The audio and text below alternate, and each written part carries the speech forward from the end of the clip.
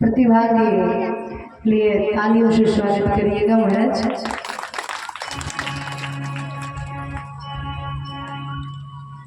अब भगवान मैया से बात कर रहे थे, इतने में मैया को याद आया कि चूल्हे पर दूध चढ़ा हुआ था, और जैसे ही दूध का ध्यान आया तो भगवान जी को तो ऐसे पटका और दूध के लिए भाग गए। भगवान ने कहा कि या मैया को दूध प्यारो है जो दूध प्यारो नहीं है, तो एक पत्थर ले आए, वो मटकिया को फोड़ दे। वो मटकिया कब की थी महाराज? नंद रानी की सासू माँ की सासू माँ की माँ की सासू माँ की सासू माँ की थी। अब वापस जैसे ही आए देखा मटकिया फूटी पट। तो मैया को पहले तो लगा कि देखो कितना चिढ़ता है, लेकिन फिर सोचा कि अगर इसको ऐसे ही छोड़ दिया तो ये बिगड़ जाएगा। तो आज मैया यशोदा ने सोने की छड़ी उठाई और भगवान के पीछे पीछे भागने लगी। बूढ़ी मैया, भगवान भागे, बार बार कह रहे मैया रुक जा रुक जा। भगवान कह रहे नहीं नहीं, तुम पकड़ लोगी तो मारोगी। मैया ने कहा मारूंगी काहे को, मैं तो तेरी आरती करूंगी।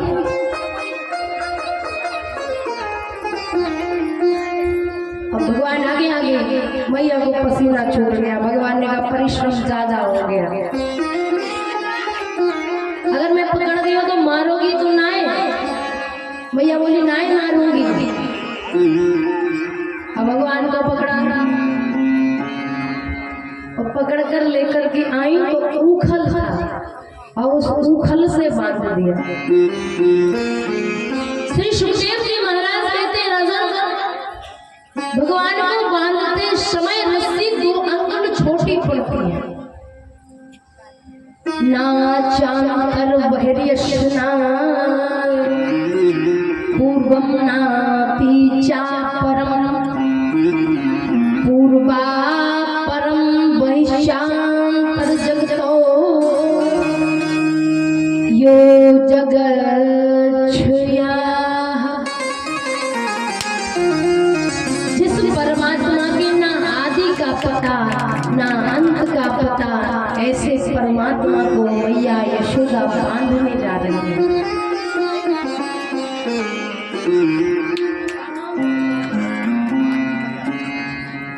आदरणीय भैया नाहर सिंह परिहार जी मंच पर आकर के ठाकुर जी का सबका सम्मान कर रहे हैं। आप लोग तालियों से स्वागत करिए। प्रेम से बोलो राघवेंद्र सरकार की।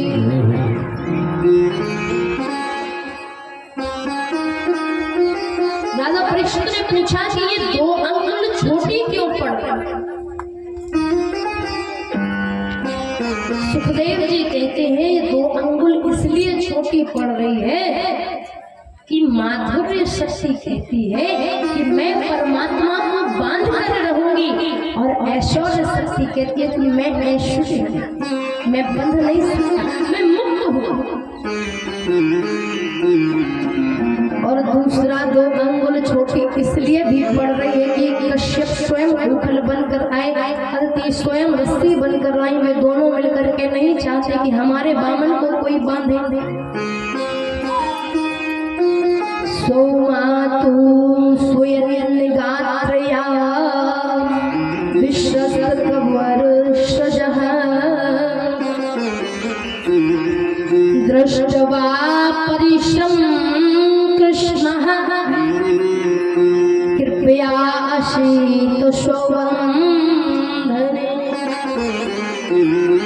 अब मैया बार बार रस्सी को जोड़े फिर भी 2 अंगुल छोटी, बार बार रस्सी को जोड़े फिर भी 2 अंगुल छोटी। भगवान ने देखा कि अब तो परिश्रम ज्यादा हो रहा है तो स्वयं ही बंध गए। आज भगवान बंध गए।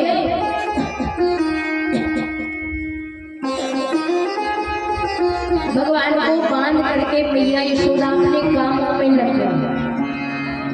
इधर भगवान ने कहा बंद तो गए ही है, अब थोड़ी लीला और कर ले। भगवान ऊपर से बंधे खिसकते हुए चले जा रहे हैं तो वहीं पास में 2 वृक्ष थे और उन दोनों वृक्षों के बीच से जैसे ही परमात्मा निकला और वृक्षों का स्पर्श हुआ तो दोनों वृक्ष देव में परिवर्तित हो गए।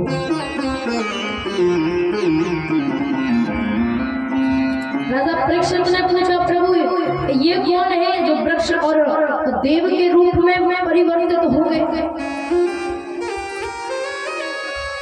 तब बताया ये 2 वृक्ष कुबेर के संतान है, मणिग्रीव और नलकूबर। जल में स्नान कर रहे थे सरोवर में और वहीं से देवर्षि नारद निकल रहे थे।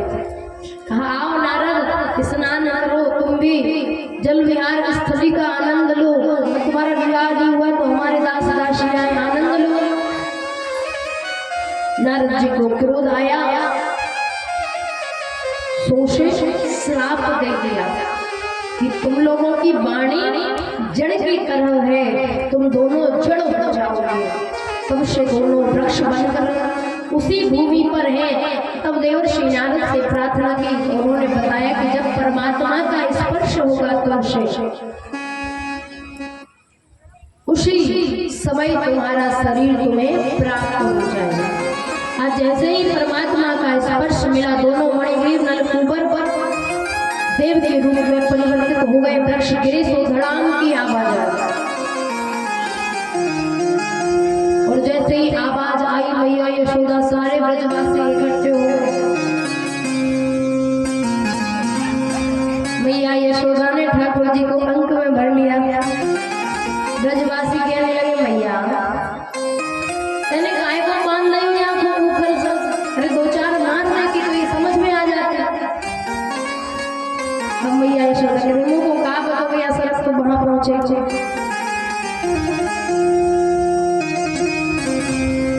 भगवान ने मणिग्रीव और नलकूबर को आशीर्वाद दिया।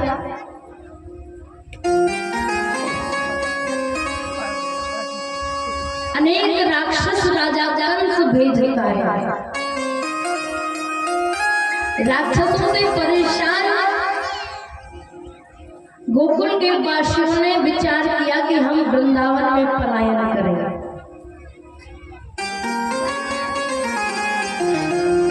बैलगाड़ियों में सामान रखा, अपने परिवार को लिया और गोकुल से आकर के वृंदावन में निवास किया।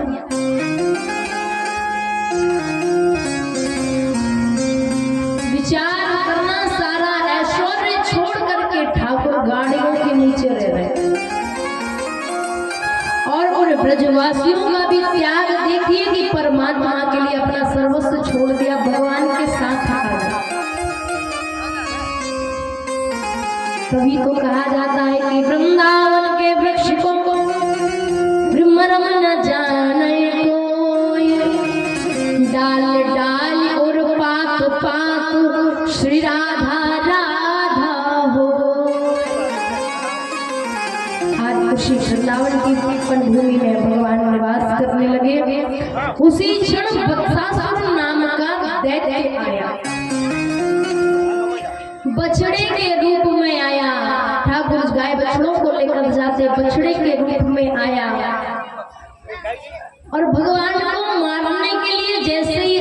नहीं हुआ, एक ही क्षण में भगवान ने उसका उद्धार कर दिया। प्रेम से बोलो द्वारकाधीश कृष्ण कन्हैया लाल की। एक दैत्य आया बकासुर नाम का, जो बगले के रूप में आया है। बकासुर, बगुला किसका प्रतीक होता है? पाखंड का। जब उसे मछली होती है ना, जो मत्स्य का भक्षण करना होता है ना, तो वह जल में ऐसे खड़ा होता है जैसे समाधि लगती है, और एक ही क्षण में मछली को उठा लेता है। आज जैसे ही बगुले को देखा और भगवान ने एक ही क्षण में बकासुर का भी उद्धार कर दिया। प्रेम से बोल वृंदावन हरियाली की। और सारे राक्षस महाराज आवे तो, लेकिन वापस ना पहुंचे। आज कंस ने अघासुर को भेजा, पूतना और बकासुर का भाई अघासुर आज जैसे ही पहुंचा,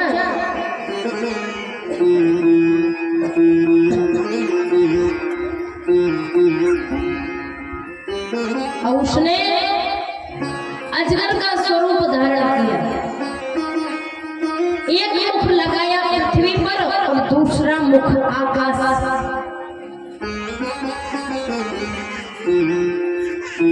अब नए नए वृंदावन में आए थे सभी लोग, अब गाय बछड़ों के साथ, समस्त सखाओं के साथ ठाकुर जी गौचारण के लिए वृंदावन में गए।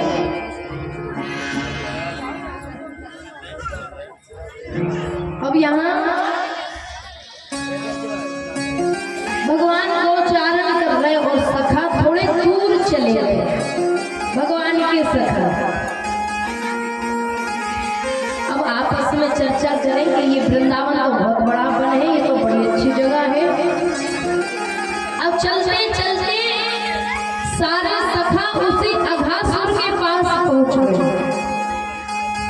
जैसे ही अघासुर के पास पहुंचे तो एक सखा ने कहा कि महाराज, ये तो बहुत अच्छी वो है, कुटिया है किसी संत की।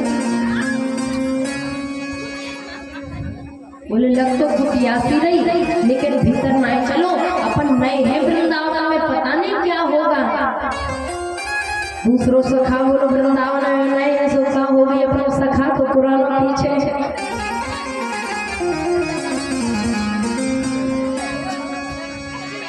अब जैसे ही धीरे धीरे सारे सखाओं ने अघासुर के मुख में प्रवेश किया। अब अजगर की जीभ तो बड़ी गुदगुदी नरम, और जैसे प्रवेश किया महाराज बहुत गुदगुदी नरम लगे।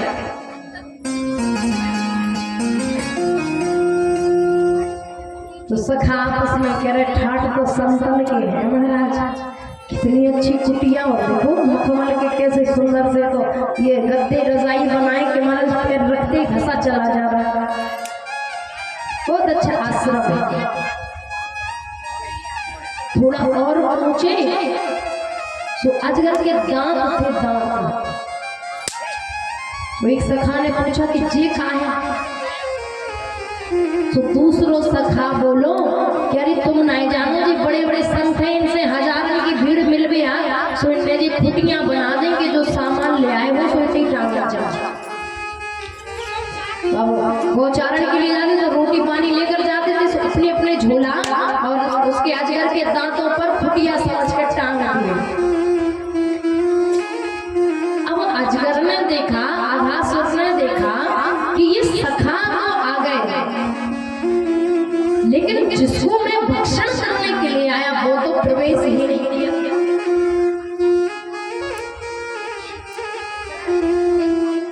और भीतर पहुंचे, लाल लाल रंग। सोने महाराज देखो कितने सुंदर प्रकाश की आवश्यकता है, सब लाल दिख रहे। भगवान ने देखा कि जब सारे सखा चले गए तो हम कहाँ रहेंगे, प्रवेश किया। और जैसे ही प्रवेश किया अजगर अघासुर ने मुख बंद किया, भगवान ने उसके बीच में एक मुष्टि का प्रहार किया और अघासुर के बीच में से भगवान ऊपर की तरफ उछल उछल के पृथ्वी पर आए, अघासुर का संहार किया। प्रेम से बोलो वृंदावन बिहारी लाल। आज अघासुर का वध किया, ये बात सारे सखा 1 वर्ष बाद अपने माता पिता को बता रहे घर पे कि आज लाला ने अघासुर को मार दिया। परीक्षित जी ने पूछा प्रभु 1 वर्ष बाद क्यों? सुखदेव जी महाराज कहते हैं राजन, एक बार परमात्मा ने कहा कि मैं सबके घरों का भोजन करूंगा। जितने भी सखा थे सबके घर का भोजन करूंगा। तो सबके घरों के भोजन महाराज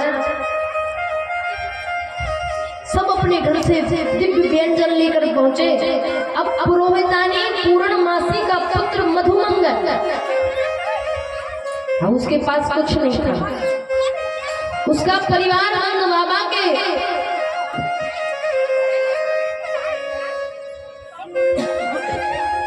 घर से चलता था। सबसे कहा कि कल अपने अपने घर का भोजन लाना है। मधुमंगल ने कहा महाराज हमारे पास तो कुछ नहीं है। सब अपने घर से दिव्य व्यंजन लेकर पहुंचे, प्रसाद खाने लगे। मधुमंगल से कहा तुम क्या लाया? मधुमंगल ने कहा कुछ नहीं लाया। क्यों नहीं लाया? चल जा भाग के जा लेकर आ।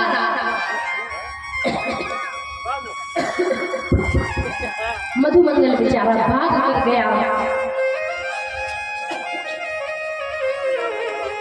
माँ से कहा माँ कुछ अगर हो तो कन्हैया ने सबके बीच कहा कि आज तो मैं मधुमंगल के घर का भोजन करूंगा।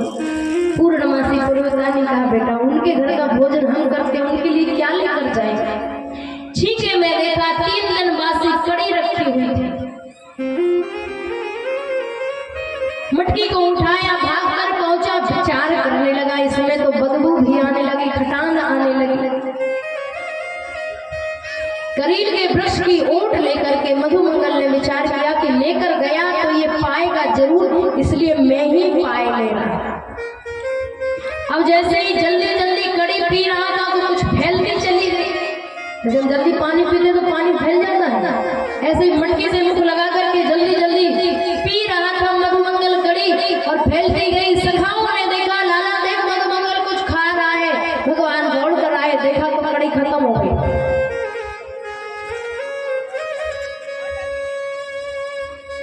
लाला ने प्रण किया था भोजन करूंगा तो मधुमंगल के घर का। महाराज मुख में जो कड़ी लगी थी, परमात्मा मुख में लगी कड़ी को चाटने लगा।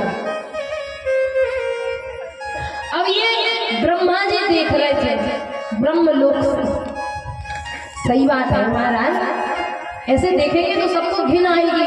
तो ब्रह्मा जी ने कहा महाराज ये तो इष्ट नहीं है, ये वो नहीं है जिसके जन्म लेते मैं स्तुति करने गया, ये वो नहीं है।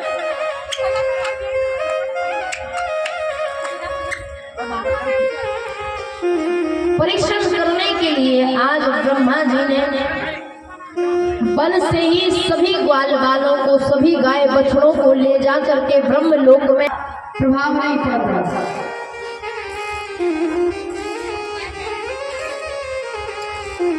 वहीं पर भगवान ने देखा ना गाय है ना बछड़ा है, भगवान रोने लगे। अब ब्रह्मा ने देखा तो और पक्के हो गए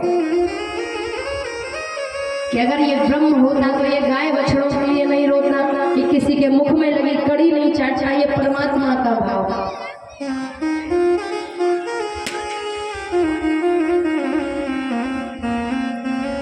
उस समय भगवान श्री कृष्ण कन्हैया लाल ने जितने सखा थे, जितनी गाय, जितने बछड़े सब प्रकट कर लिए अपने रूप से। कहा क्यों?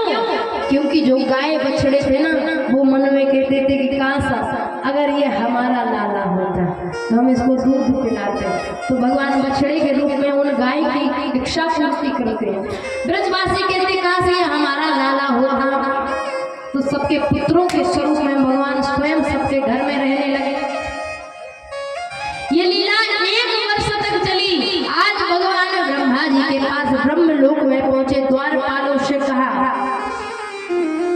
बहुत ब्रह्मा घूम रहे, और अगर डुप्लीकेट ब्रह्मा आ जाए तो भीतर मत आने देना। द्वारपाल बोले बिल्कुल प्रभु।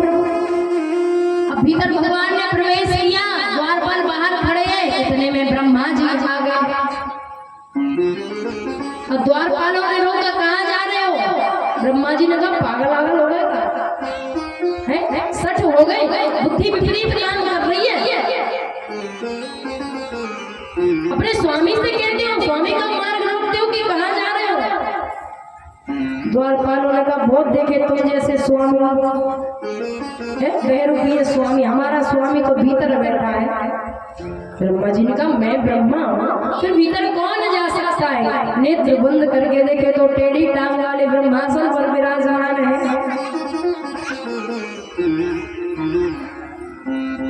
आज चरणों में गिर गए महाराज, 40 मंत्रों में स्तुति की, उसके बाद भी भगवान ने क्षमा नहीं दिया। आइए हम और आप एक भजन श्रवण करते हैं।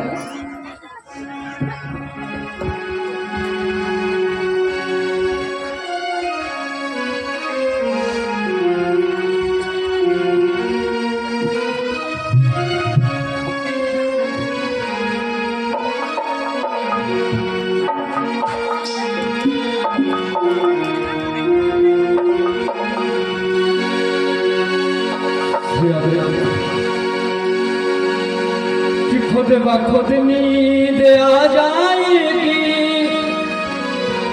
प्यार से तू जरा देख ले।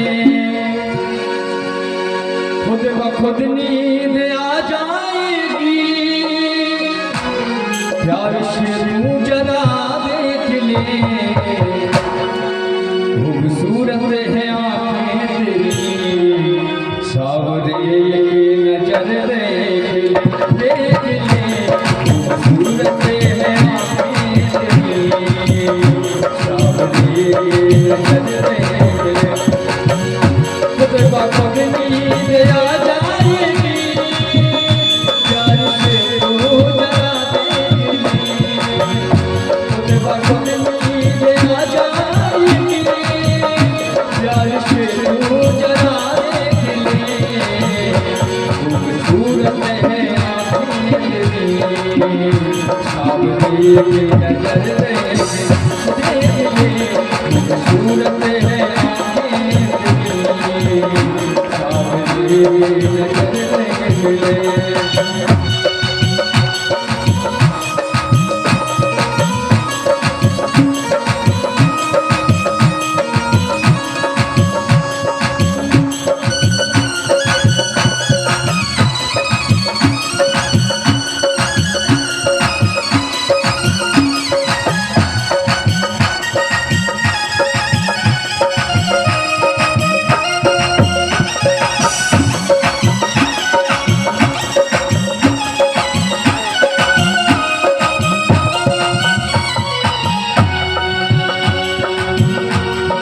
गहराइयों में छुआ है, सामने प्यार तुमसे हुआ है।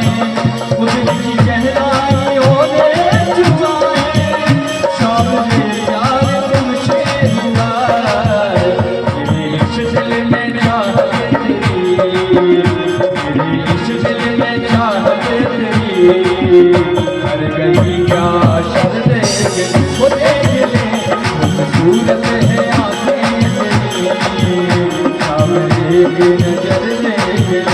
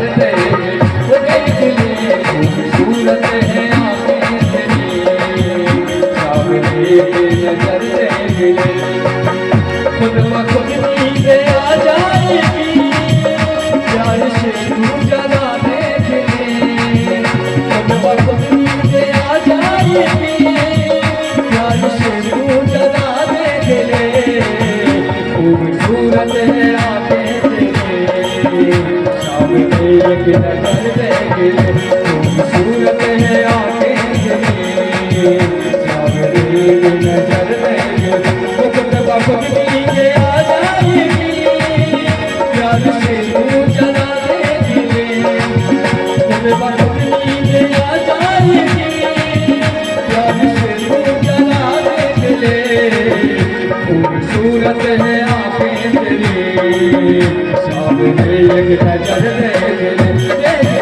खूबसूरत है आंखें तेरी सामने एक नजर देख ले सामने एक नजर देख ले सामने एक नजर देख ले सामने एक नजर देख ले सामने एक नजर देख ले सामने एक नजर देख ले सामने एक नजर देख